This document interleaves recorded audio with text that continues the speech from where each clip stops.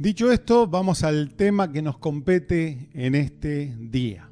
Esta semana tuve una charla con un pastor amigo y coincidíamos entre los dos que estamos presenciando tres iglesias o tres estados o modelos de iglesia en este tiempo. El primero es el congregacional, es la iglesia que extrañamos todos, estar juntos, normalmente en nuestros edificios tan lindos. Bueno, es el lugar donde uno llega con la familia, te dan la bienvenida, a veces tomamos hasta un cafecito y de pronto encontramos que hay alabanza, adoración, nos comparten la palabra, oran por nosotros, ministran, nos abrazamos, nos saludamos. Esa es la iglesia congregacional, presencial, que está quedando un poquito lejos. Pero ahora estamos en esta segunda manifestación, la iglesia virtual, la iglesia que tiene que ver con un dispositivo, con alguien que transmita, con las redes. Bueno, tiene que ver con mucha tecnología y no es todo tan malo, si bien extrañamos el abrazarnos, pero hemos descubierto que en la iglesia tradicional, congregacional, nosotros en el mejor de los casos tenemos a alguien que entre semana o el domingo nos predica desde un púlpito y nos da la palabra. Ahora se han multiplicado los púlpitos y los predicadores porque mucha gente ha accedido y hemos descubierto que a través de devocionales, meditaciones y demás producciones hay mucha gente que entró en protagonismo y eso está bueno. La iglesia es protagonista. Hemos descubierto una riqueza increíble de gente de Dios que tenemos entre nosotros que salió a la cancha a bendecirnos, ¿sí? Pero también esto de la iglesia virtual tiene cierta incomodidad, sobre todo para la gente mayorcita, no así nuestros hijos, nietos o bisnietos, que son nativos digitales, nacieron mirando computadoras y pantallas. Nosotros no, analógico todo. Entonces ahora hay un nuevo lenguaje de comunicación. Y digo que es medio incómodo porque hay que estar abierto a aprender. Y quiero decirte, amigo, amiga, que a pesar que vuelva la iglesia congregacional, presencial, lo virtual ya es parte, porque la iglesia ha multiplicado las fuentes y también los medios para llegar a muchas más personas que aquellos que lográbamos tener dentro de nuestro edificio. Encontré una frase que dice: los analfabetos del siglo XXI serán quienes no puedan aprender, desaprender y volver a aprender. Un analfabeto es alguien que no entró a conocer el nuevo código de comunicación y esto puede ser una complicación, no solamente en el misterio, en la iglesia, sino en nuestra vida particular, porque nuestras nuevas generaciones ya van a marcar un abismo donde no vamos a poder tener una relación tan fluida si no nos subimos a esto de aprender este nuevo lenguaje. Pero también tenemos la iglesia real y de ella te quiero hablar. Nos preguntamos, ¿qué va a quedar de la iglesia después de la cuarentena? Algunos dicen, qué bueno volver a ser como antes. Yo creo que la iglesia no va a ser como antes. Esto nos marcó como muchas crisis de la vida. Entonces lo que va a venir va a ser diferente. Y no sabemos realmente lo que va a quedar. Hay una pregunta que hace la palabra de Dios y es, cuando venga el Hijo del Hombre, ¿hallará fe en la tierra? Está hablando de la iglesia, porque la fe es parte de aquellos que creen, los creyentes. Ahora, ¿qué tipo de fe, qué tipo de creyentes, qué tipo de iglesia encontrará el Señor?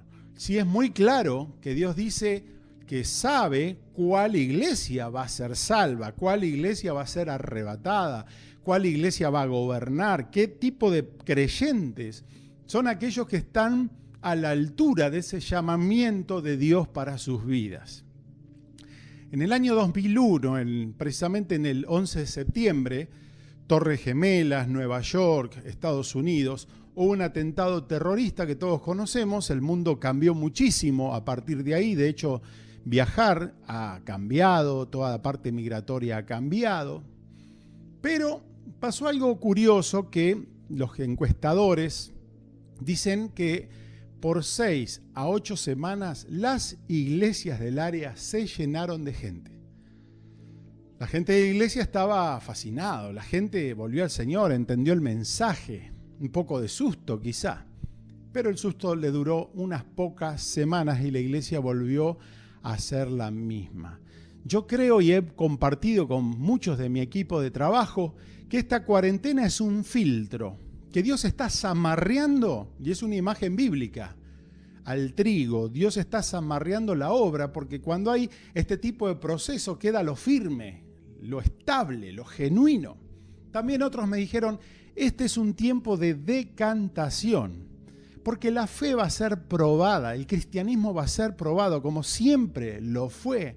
Ahora, yo quiero precisar en esta iglesia que el Señor la ha llamado para depositar su gracia. El Espíritu Santo está en la tierra porque habita en su iglesia.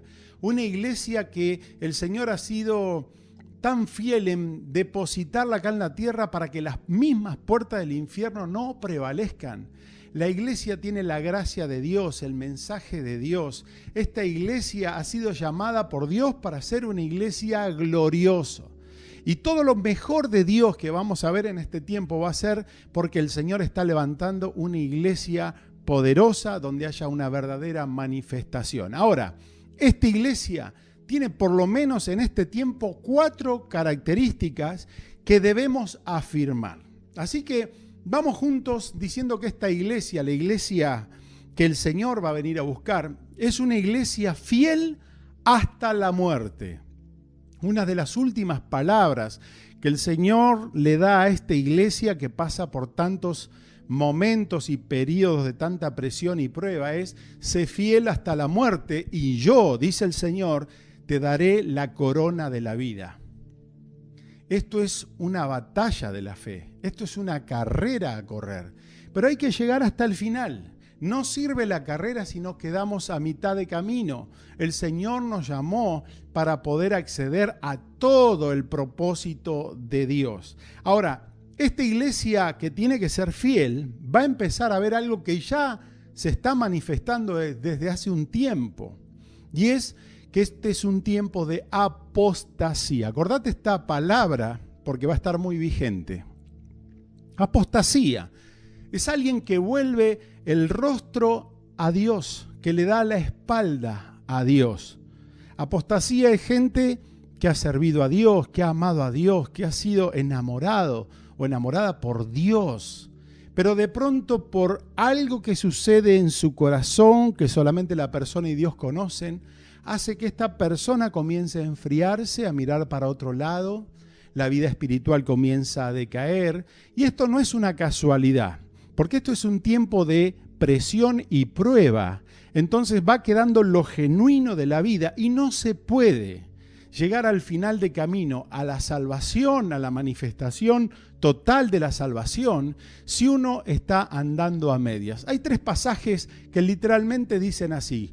Timoteo dice, pero el Espíritu dice claramente que en los postreros tiempos algunos apostatarán de la fe, escuchando a espíritus engañadores, a doctrina de demonios, por la hipocresía de los mentirosos, teniendo la conciencia cauterizada para que participen con ellos los creyentes que han conocido la verdad. Qué triste. Llegar el momento donde la conciencia está cauterizada. Ya no hay temor de Dios, no hay sensibilidad espiritual. Ya el corazón se ha puesto tan duro que no permea ninguna palabra que pueda llegar a cautivar ese corazón. Cuando Dios quita la cobertura, estamos expuestos. Y en más de un pasaje bíblico dice la palabra que el Señor los entregó a espíritus del error, engañadores. Es cuando Dios ya se desentiende de ese tipo de búsqueda. Segundo pasaje, Hebreos 6. Porque es imposible que los que una vez fueron iluminados y gustaron el don celestial y fueron hechos partícipes del Espíritu Santo y asimismo gustaron de la buena palabra de Dios y los poderes del siglo venidero y recayeron, o sea, caer otra vez, sean otra vez renovados para arrepentimiento, crucificando de nuevo para sí mismos al Hijo de Dios. Son pasajes tristes, porque no hablan de personas ajenas a la vida de Dios. Habla de lo que gustaron la palabra, fueron partícipes de las glorias del Espíritu Santo, pero de pronto recayeron. Segunda Pedro 2:20 dice, enredándose otra vez en toda contaminación, ellos son vencidos. Su postrer estado viene a ser peor que el primero, porque mejor les hubiera sido no haber conocido el camino de la justicia que después de haberlo conocido. Jesús dijo que si el enemigo viene a la casa y la casa está barrida y limpia, esto es, no llena de la presencia de Dios, el que la limpia, dice que el enemigo envía 7 espíritus peores, una dosis mucho mayor. Porque esto no se puede combatir humanamente ni carnalmente, sino espiritualmente. Si Dios es con nosotros, ¿quién contra nosotros? Pero fuera de la cobertura de Dios, nosotros no podemos sostener esta vida iniciada por el Espíritu Santo, porque lo que es espíritu, espíritu es. La carne no puede bendecirnos, trae corrupción y trae muerte.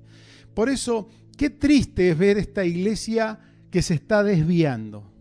Y es tan fuerte en distintos puntos del mundo donde hay una desviación tal que finalmente hacen de Dios objeto de sus propias pasiones. Ahora, la iglesia apóstata no tiene fundamento de doctrina, por eso hay que fundamentarnos en la palabra de Dios. Es insensible por la falta de temor de Dios y ya el valor del pecado es relativo. Lo que antes el Espíritu Santo decía, atención, alarma, pecado, ahora es una mala costumbre. ¿Y qué tiene de malo? Amantes más de los deleites que de Dios, son los sensuales. Todo lo pasan por cómo me siento. Si me hace sentir bien, es una buena forma de espiritualidad. Si a Dios no lo siento, bueno, Dios no existe. O como dijo alguien por ahí, escuché esta semana, ya no creo en Dios. Se vuelven agnósticos, ateos. Y alguien dijo, todos somos ateos hasta que nos enteramos que el avión viene en picada en el mejor de los casos. Porque la dureza del corazón es a veces intratable. La iglesia apóstata está formada por gente que son conformistas, satisfechos, no están mirando hacia adelante, miran el aquí y ahora. El señorío de sus vidas radica en ellos mismos, por eso caen en todo lo que es religiones humanistas, holísticas. ¿Y cuánta iglesia genuina termina practicando prácticas que no son de Dios, que tienen una connotación espiritual más allá de la práctica manual o hasta clínica de las cuales muchos acceden? Esta iglesia apóstata es sin pasión por Dios, sin pasión por la presencia de Dios. Ha perdido la sensibilidad de disfrutar los tiempos con Dios, de cultivar diariamente. Por eso Pablo más de una vez dijo, tal persona amando más el mundo me ha desamparado. Porque la iglesia apóstata finalmente ama más al mundo que a Dios. Yo quiero detenerme acá simplemente para decirte si estás escuchando esta palabra y sentís que te estás insensibilizando de la presencia de Dios, que tu corazón se está apagando, que tu fe está mermando. Hay una palabra que no es para los incrédulos, es para la iglesia que se está apartando. De aquí yo estoy a la puerta y llamo. Si alguno oye mi voz y abre la puerta, entraré a él y cenaré con él y él conmigo. Todavía Dios tiene misericordia, todavía estamos en un tiempo de gracia, aprovechala porque este tiempo tiene fecha de caducidad. Hoy es tiempo de volver a Dios. Encendete, busca gente de Dios, arrepentite. Al pecado llamale pecado y abandoná el pecado, busca la cobertura de Dios. Y quiero decirte, iglesia fiel, que fuimos llamados a ser discípulos del Señor, no turistas del cielo en la tierra. Discípulos que hemos tomado la cruz, y la cruz tiene que ver con morir. Por eso nuestra manifestación no va a ser totalmente acá en la tierra. Aquí en la tierra tenemos algunos adelantos del cielo, pero no estamos para pasarla bien, estamos para agradar a Dios.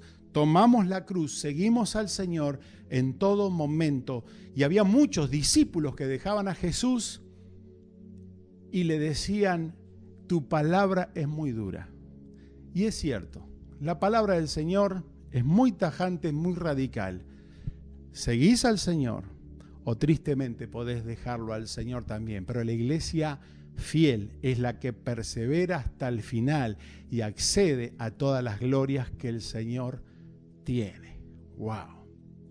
La segunda característica de esa iglesia real que el Señor está buscando es una iglesia que no depende de otros, no dependiente de otros. Hay un libro que te lo recomiendo, se llama El fin de la iglesia que conocemos. Se llama también Factor 166, su autor es Mark Lawson. ¿Y por qué Factor 166? Porque dice que son la cantidad de horas semanales que nosotros tenemos fuera de nuestra responsabilidad de la iglesia, que muchas veces la prioridad es las 2 horas de un domingo. Él está hablando de una iglesia de toda la semana, una iglesia que no está dividida en un clero y los demás, una iglesia comprometida.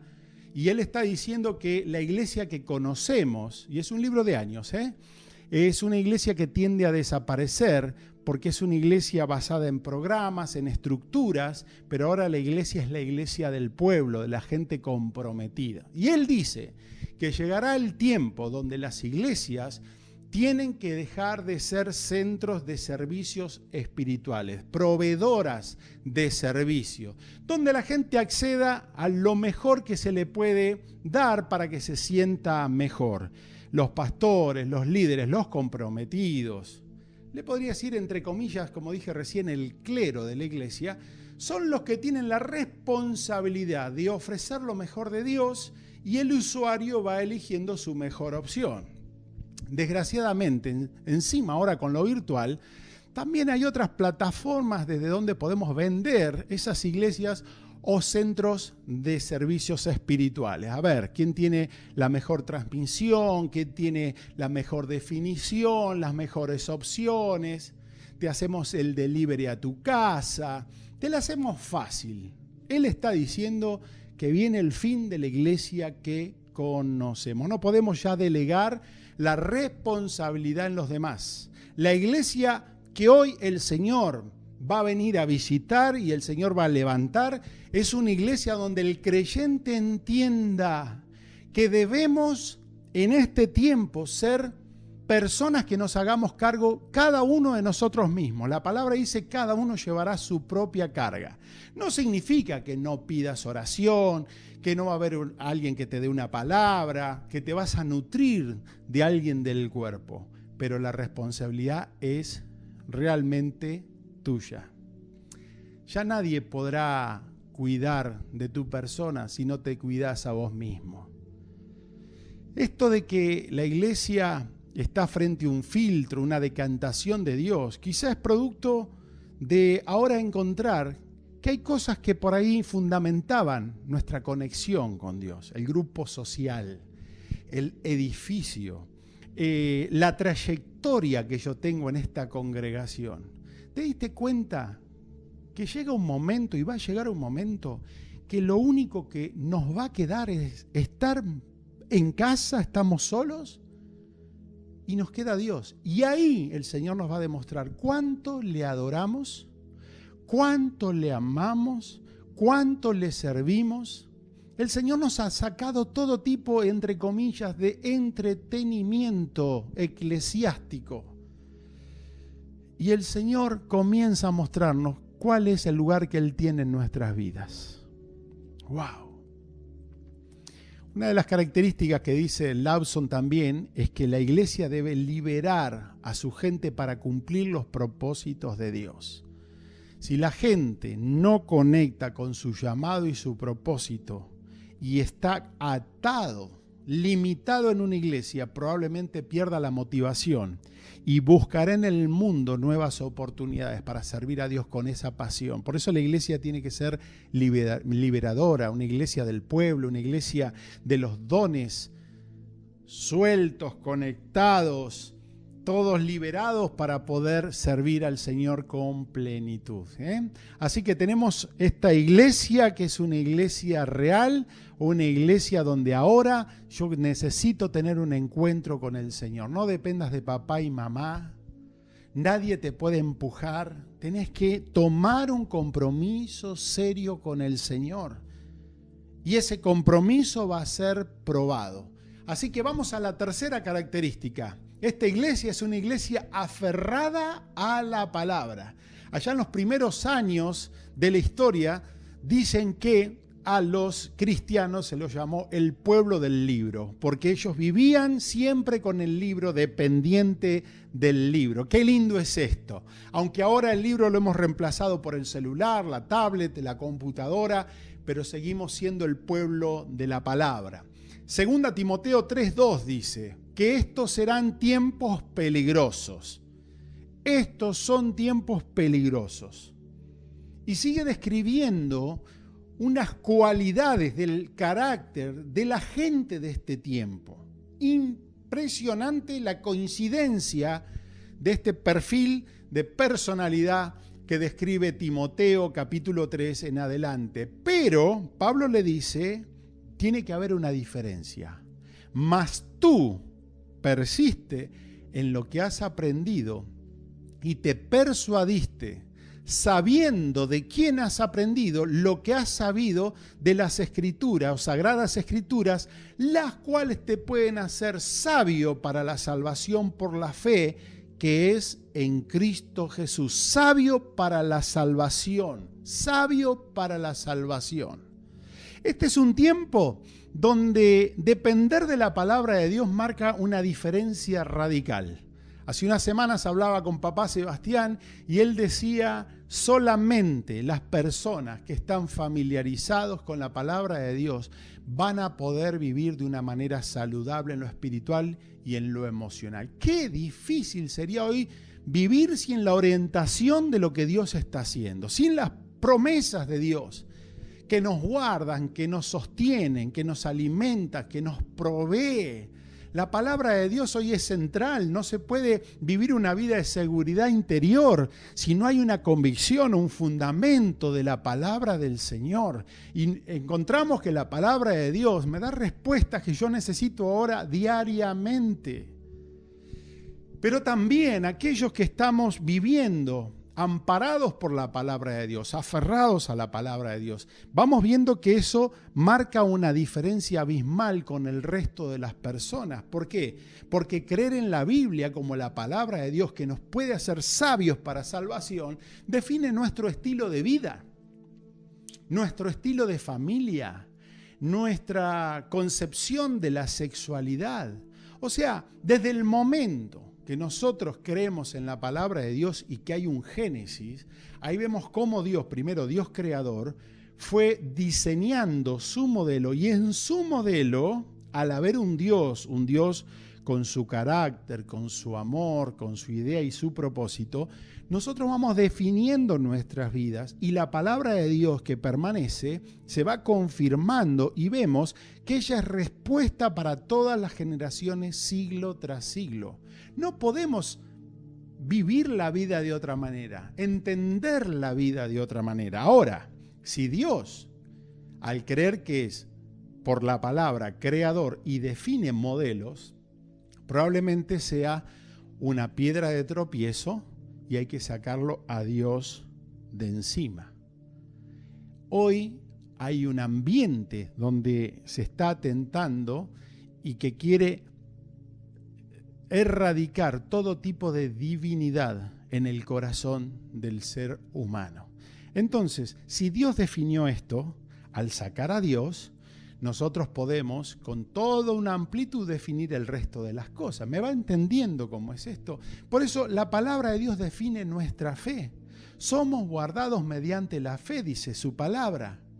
por medio de la palabra de Dios, nosotros tenemos la convicción de quiénes somos, quién es Dios y cuál es el propósito y la eternidad que Dios nos ofrece a cada uno. Sin fe es imposible agradar a Dios, comunicarnos con Dios, todo sería una gran locura.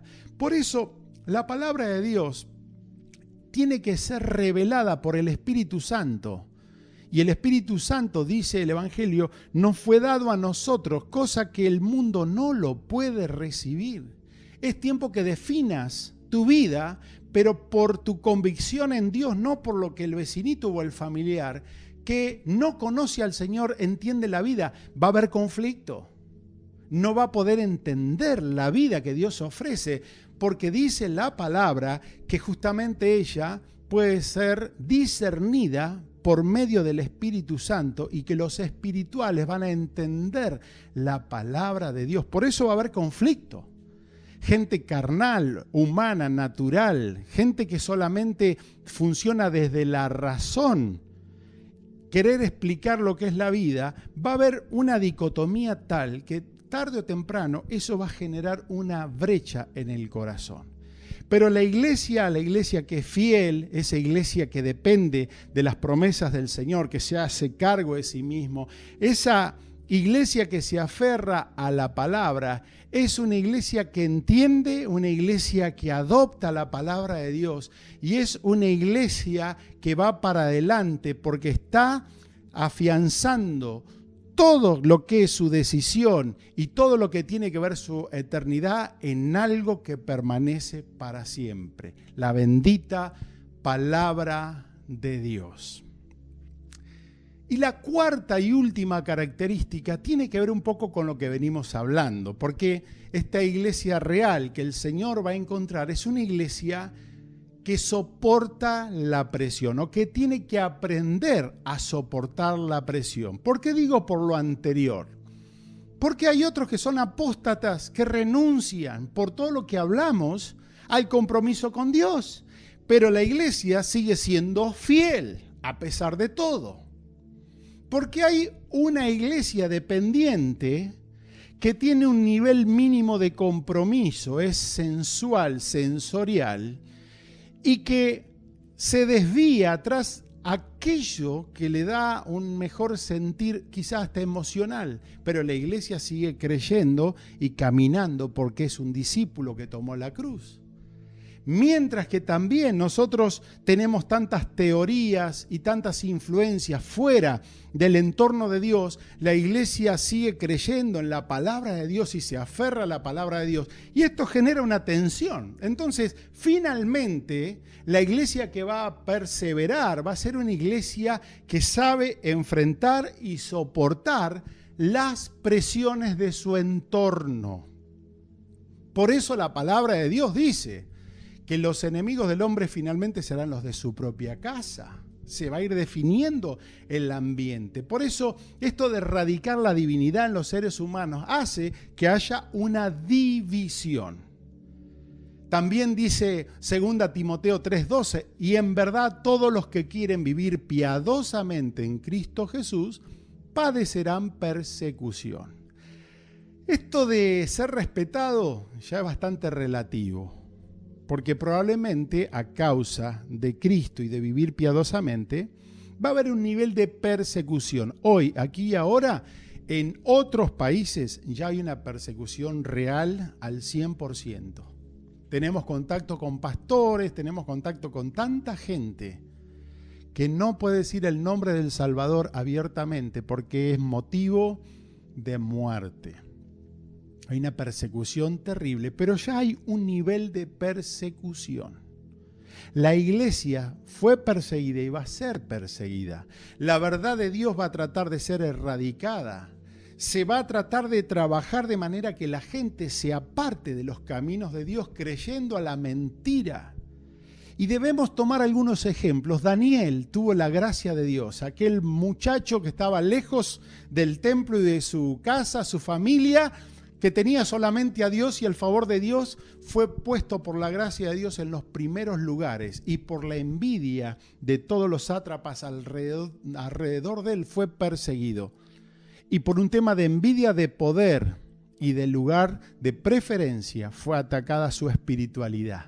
Estaban buscando la ocasión para hacerlo caer, difamarlo. Y apuntaron al espiritual. Cuando él estaba orando y no se escondía para hacerlo, porque abría la ventana para que todos lo vean, dando testimonio, él fue condenado a un foso de leones, pero el Señor lo supo librar. Porque aquel que ama al Señor es librado, preservado para salvación. Sus amigos fueron acusados. Ahí Nabucodonosor le dijo: todos aquellos que no se inclinan hacia mí, hacia todos estos ídolos que yo he puesto aquí para que adoren, van a ir a un horno encendido en fuego. Y ellos desobedecieron esa voz nefasta y fueron fieles al Señor, pero pagaron precio, persecución. Y cuando Nabucodonosor los está condenando para mandarlo al horno, ellos dijeron dos expresiones interesantísimas. La primera es: el Señor, ¿a quién servimos? Atendé esa frase. Mi Dios, nuestro Dios, ¿a quién servimos? Nos librará del horno de fuego. Y en segundo lugar, y si acaso Dios no nos libra de este horno de fuego, nosotros no nos inclinaremos ante tus dioses ni ante su majestad. Reconocemos a Dios porque la iglesia fiel, la iglesia real, no va a doblar sus rodillas frente a cualquiera. Va a ser fiel, va a amar al Señor, va a trascender la persecución porque sabe que detrás de todo acto que pueda sufrir, Él sabe que hay una gloria que le espera. Fue el testimonio de aquellos que en el Coliseo romano daban su vida al Señor, sabían que por un momento habría dolor, pero en el próximo segundo estarían eternamente gozando de la presencia del Señor. Sé parte de esta iglesia, sé parte de esa iglesia. Los discípulos, los apóstoles, hacían milagros y eran perseguidos, eran acusados, llevados a las autoridades, a las cárceles. Muchos murieron por sus doctrinas. Desarmaban dibujos de ocultismo y de hechicería y eran condenados por eso, una locura. Por eso en un momento hasta el mismo Pablo dice: me regocijo en debilidades, sufro insultos, privaciones, persecuciones y dificultades que sufro por Cristo, porque cuando soy débil, entonces soy fuerte. En mi debilidad tengo una fortaleza. Jesús no nos llamó a pasarla bien. Jesús nos dijo: síganme, tome su cruz y vengan en pos de mí, que yo os haré pescadores de hombres. Y les entregó el reino. A mayor presión necesitamos mayor convicción. Te la repito: a mayor presión necesitamos mayor convicción. Esta cuarentena es un filtro, una decantación, una zaranda, un zamarreo, con el nombre que usted quiera llamarle. Pero el Señor dice que va a quedar lo genuino. Es tiempo de prueba, tiempo de división, pero un tiempo donde va a sobreabundar la gracia de Dios. No te olvides que la palabra dijo que en aquellos postreros tiempos el Señor derramará su Espíritu Santo.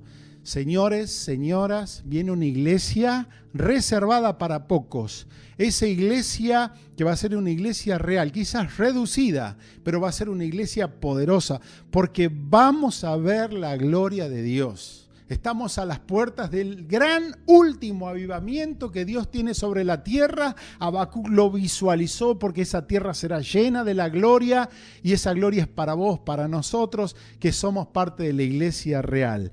Las puertas del infierno no prevalecerán contra la iglesia del Señor, pero las puertas del infierno van a querer prevalecer. Vendrá el enemigo como un río, pero el Señor levantará bandera. No va a ser fácil. Este es un tiempo donde la iglesia se va a poner de pie. El débil va a quedar postrado. El que no está convencido quedará sumido en el pecado, pero aquel que está buscando de la gloria de Dios va a ser encendido, y me gozo en esta palabra en este día. Yo te invito a que seas parte de una iglesia fiel hasta la muerte. Proponételo hoy.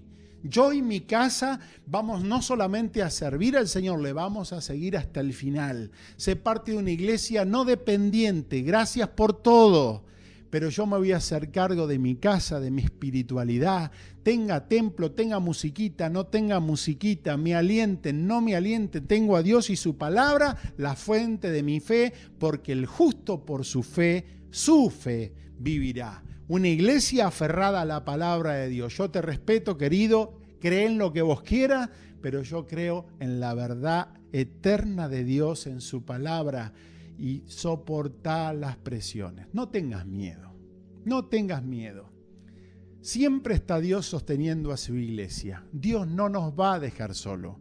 Cuando nos envió, vayan por todo el mundo y prediquen el evangelio a toda criatura y que creyere, fuere bautizado y vamos a ir a las naciones y todo eso, termina diciendo el Señor: he aquí, yo estoy con ustedes todos los días hasta el fin del mundo. ¿Qué te parece esta palabra? Si lo tengo al Señor, lo tenemos todo. Seremos guardados, cuidados, probados, utilizados. Pero estamos en un tiempo donde se define la historia del mundo, pero también se está definiendo qué es la iglesia. La congregacional, la virtual, pero Dios está levantando la iglesia real. Que el Señor te bendiga.